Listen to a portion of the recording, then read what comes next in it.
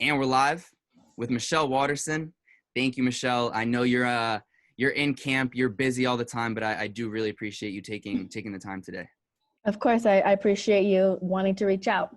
So as I told you just a few seconds ago, I don't know if there's a little something maybe. I know you've done a bunch of interviews in your lifetime. There's maybe like a little something, maybe a little hobby that you have that no one knows about, a little activity, a little fun fact that you maybe could think of. And that's kind of hard because I am pretty much an open book. I pretty much share my whole life with anybody who cares to listen. um, I don't know, honestly. I love binge watching Netflix when I have the time to just chill and relax. I'm not too good at I don't mind washing and drying my clothes, but I'm not too good at folding them and putting them away. So you'll find piles of clothes when you come to my house. I'm not the neatest person, especially when I'm in camp. I guess that's probably something, I don't know. You might know that about me because the cameras have been here so many times. Exactly. So speaking, you're in camp right now. We've got the big April 11th fight in Portland against Carla Esparza.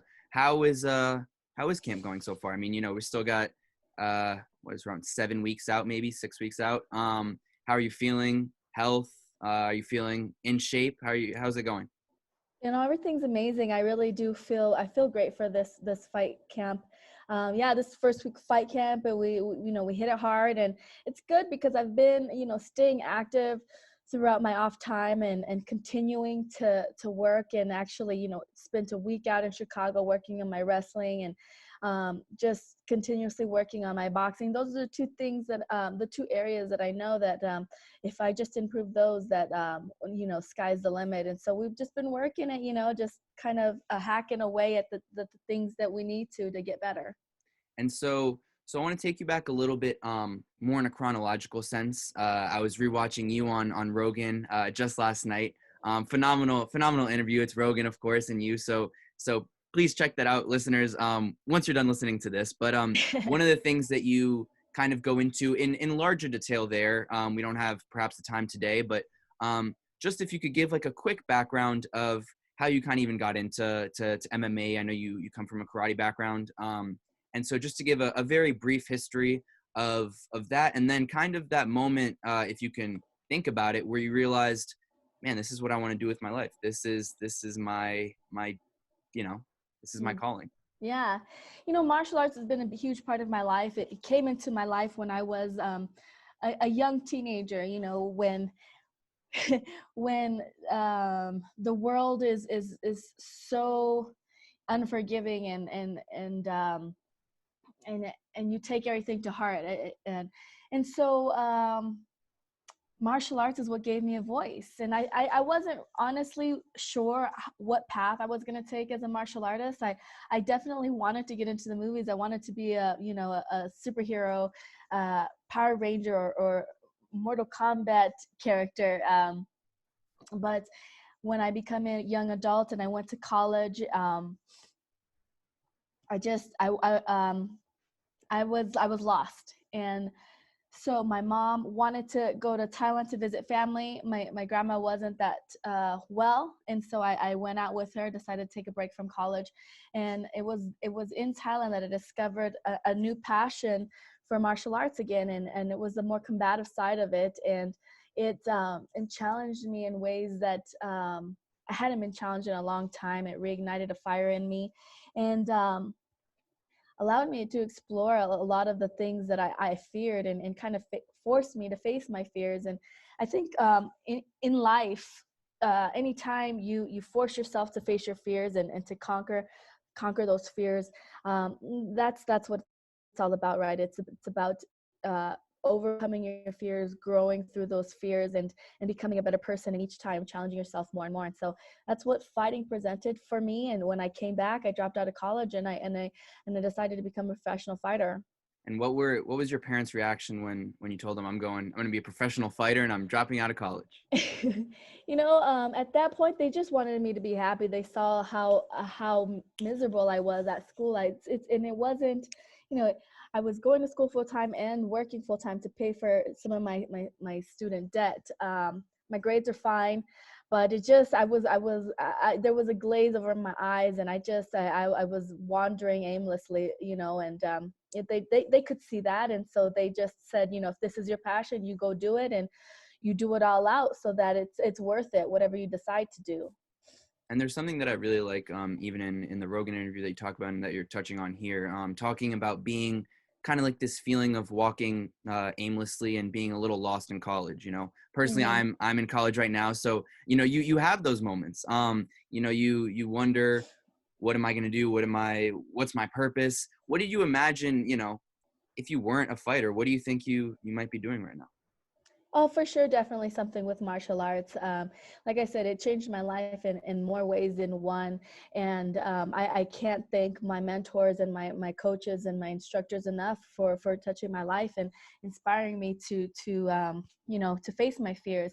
But it's a very strange and scary place to be as a young adult, because you're no longer under the constraints of your parents, and you're kind of left to fend for yourself. But so you're an adult, but you're not really an adult. You're still trying to figure it out, and it's scary. What's one thing that you wish that you now know, seasoned veteran, but that you wish you knew maybe at 20 years old?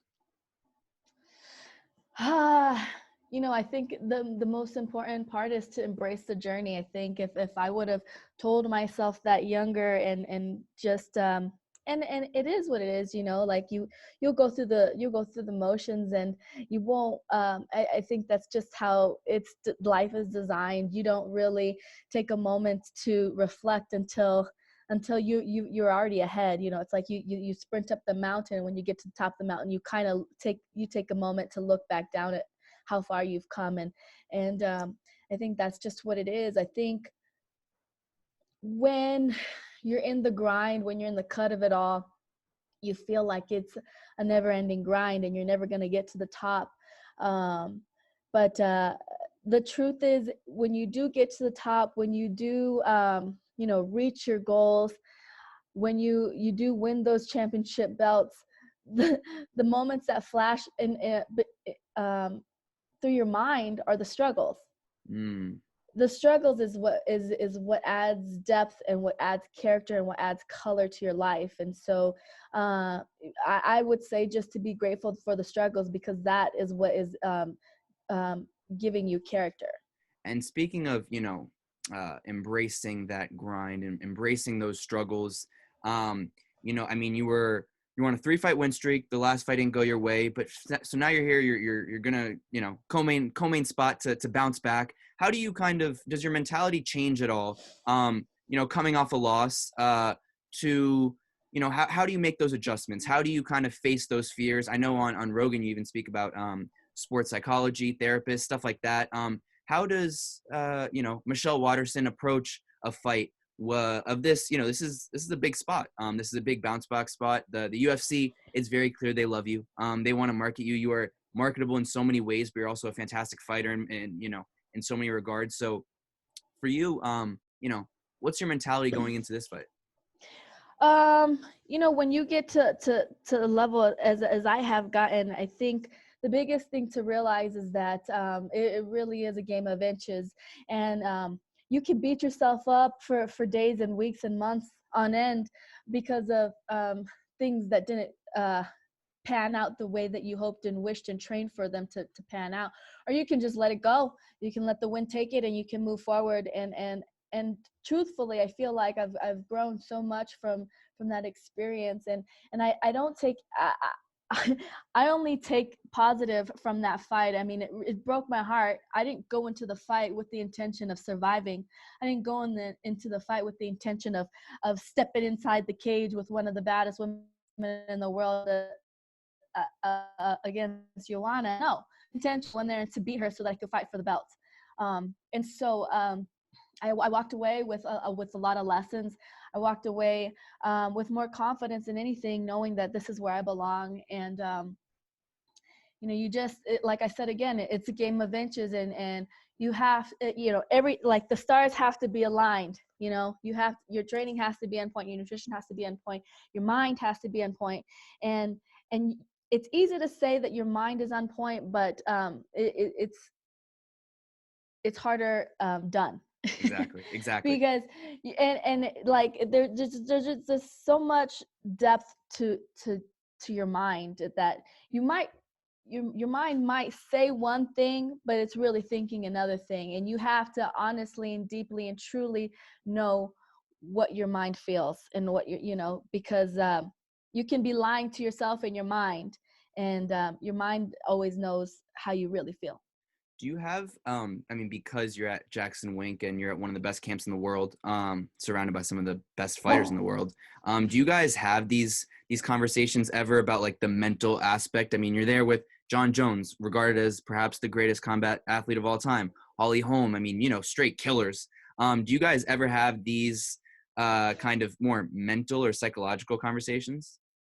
I do, and they kind of just happen organically. I think when I talk to John, something that really like sticks out to me when I talk to him about any type of mental strength is the amount of faith that he has in his greatness. He is just and he's asked me that before. Do you have faith? Do you have faith? Do you and I took that as, like, how deeply do you believe in your greatness, and so he's just so concretely confident in who he is and what his purpose is, that he's unshakable, you know what I mean? And it's kind of very similar with Holly. I remember going on a run with Holly when she was getting ready to fight Rhonda, and I mean, everybody, all the advice givers and all the people with their comments and their fears came out the woodworks, and they would talk to Holly. Oh, like, are you ready to fight Rhonda? She's you got to be careful for her armbar. She's on a streak. She's at the top of her game. Blah blah blah blah. And I could see where that could mess with somebody mentally. And I remember kind of talking to Holly about it on our run, and she said, for a while it bothered me, until I realized when people were talking to me about Rhonda, that it was just their own fears projecting, outward. Mm-hmm. And she said, I'm not afraid, I am like, it was just like that simple. She was not afraid to go up against Rhonda. And she said, and so whatever anybody else has to say, it has nothing to do with her own skills and her own abilities. And, I thought that was really powerful, especially in the day and age that we live with technology and the power of influence that a stranger can have over, professional athletes. 100%. And it kind of showed against Rhonda in Australia back a few years. I want to take a quick pivot. One of the a huge reason why so many people love you is not just because you're a great fighter, is also because for a lot of women and a lot of men, you're a big inspiration on being a parent and being a mom, also while being a professional athlete. But there's one thing that you've talked about in the past that I think is really inspiring and beautiful in a lot of ways, is you talk about while you were, pregnant, you were also a little bit depressed. I mean, you couldn't fight, you couldn't do what you loved. You felt like the people around you were getting better. Well, you kind of, for say a mom who's also a professional athlete, what pieces of advice would you give her on, kind of facing those doubts of, will I ever be this good? Will I ever be able to compete again? And then also for you, kind of where did you find that inspiration to get right back into it? I mean, you fought 10 months after, you became Invicta Atomweight, champion of the world. So talk a little bit about that time period and kind of what you, reflecting on that, what it means for moms all over the world. It was a really scary moment for me because I was, I was 25. It was, a fighter's career is very short-lived to begin with, and it just at the time when I was fighting, it was still just even taboo for women to be fighting in general, and so I remember being really afraid to tell my coaches, and honestly, I think I I asked Coach Jackson if I could, have a meeting with him and talk to him. And I think he was like, he was kind of off put because he was just like, Peanut never wants to schedule a meeting. What's going on? Like he thought something.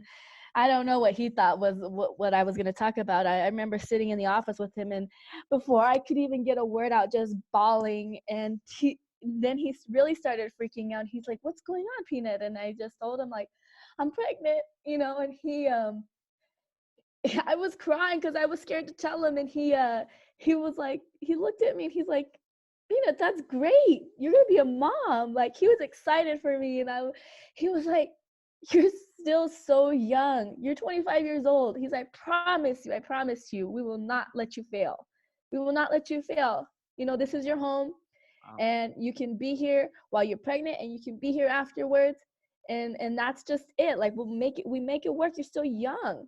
And again, like it was just like those simple words. It was just like he was excited, and then when he showed me how excited he was, I started getting excited. I was like, you're right. Like I don't have anything to be, like you guys got my back, and it was the truth. Like they, because it's not like I can continue to fight as I'm pregnant, or I was actually doing stunt work before I even knew I was freaking pregnant.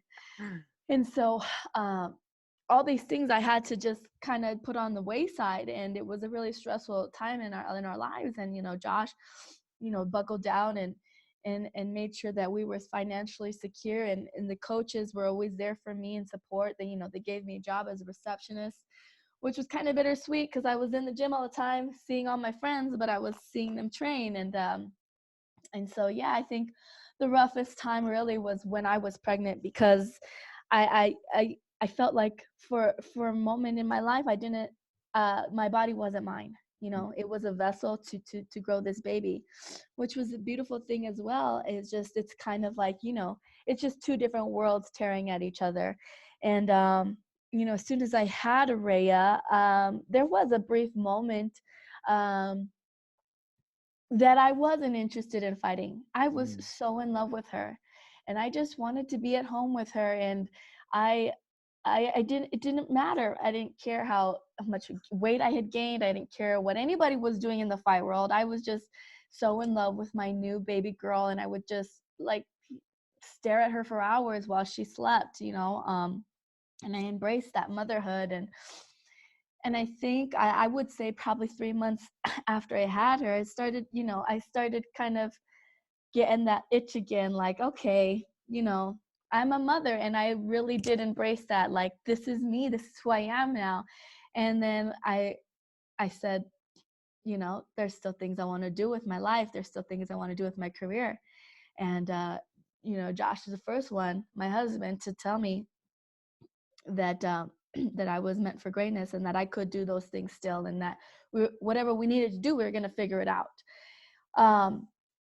So I guess the biggest advice I would give to like any mother that is a professional athlete is to make sure that you have a strong team around you that is as dedicated to your dream as you are, and who are willing to to go through that dream with you, to be a part of the team, and for you as an athlete and as a woman to understand that it does take a team. Because I think that sometimes as strong women, we say that we could do it all, and you just can't.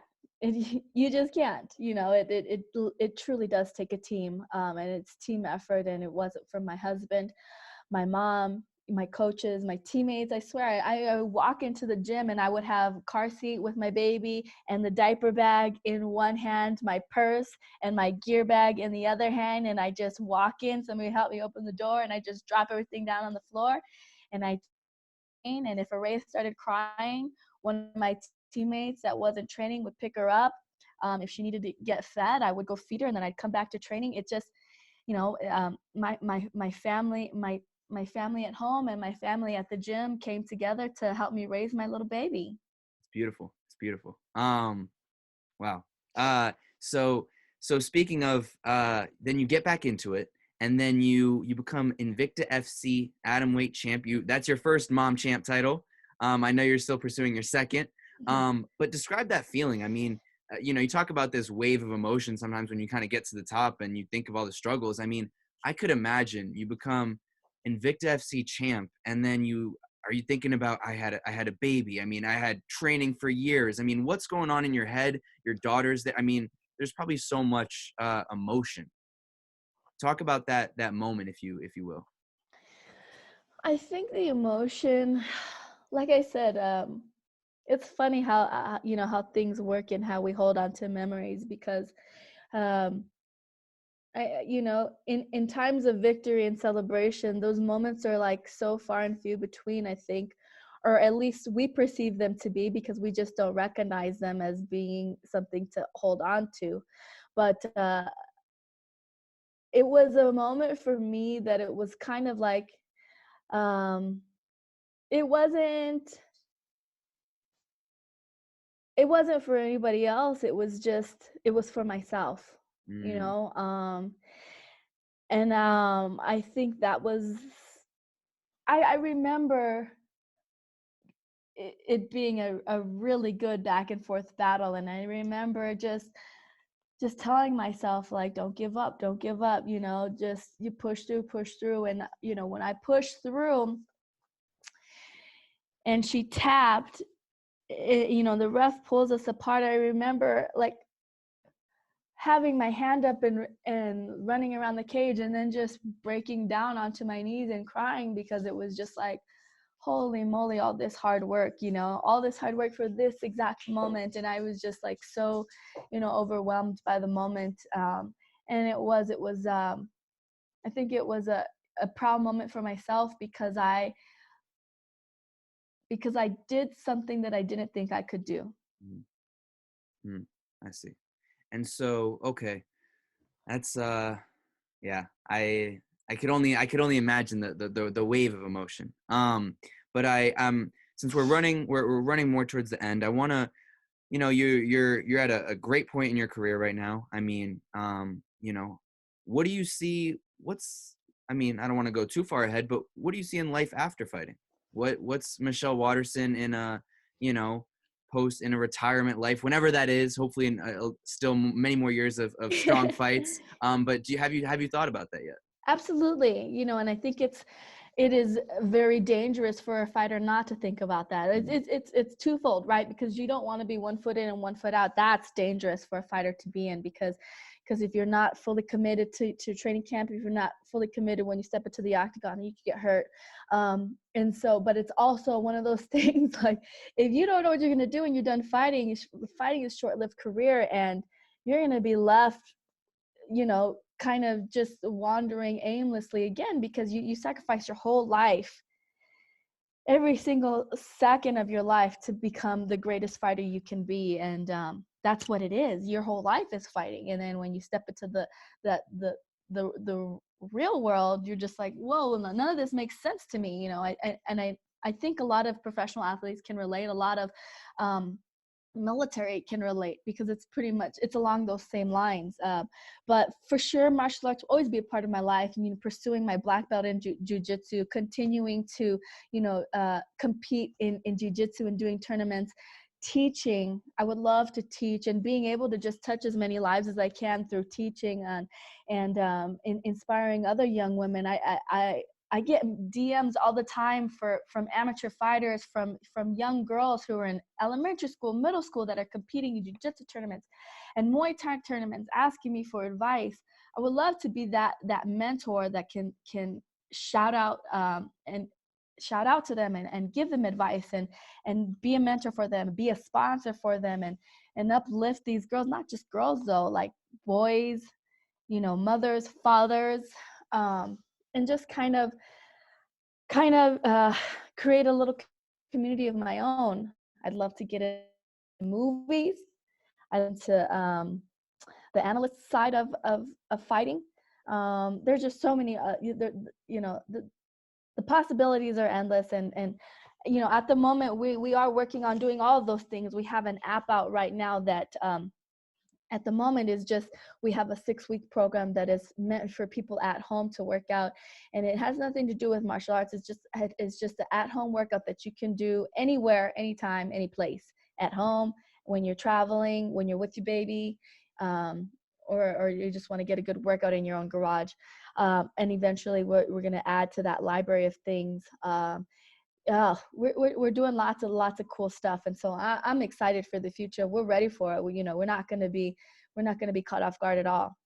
Perfect. So you can find Michelle Waterson on Instagram and on Twitter at the Karate Hottie MMA. Please tune in to her fight on April 11th in Portland. She is the co-main event. Michelle, you are I first want to thank you so much for taking the time. I know you're mid-camp, you're incredibly busy. So for you to take the time truly means the world.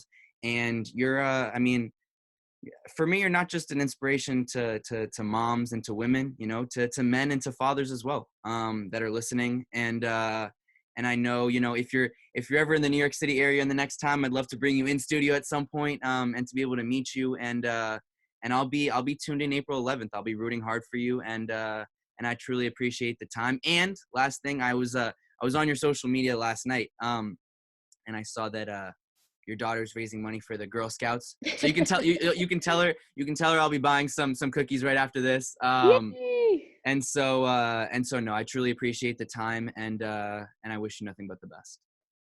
No, thank you. I appreciate it. I think it's amazing what you're doing, spreading the word and just being able to get to know us, on a deeper level. And I think that's important, I appreciate you. Thank you so much, Michelle. All right. Have a good one. Have a good one.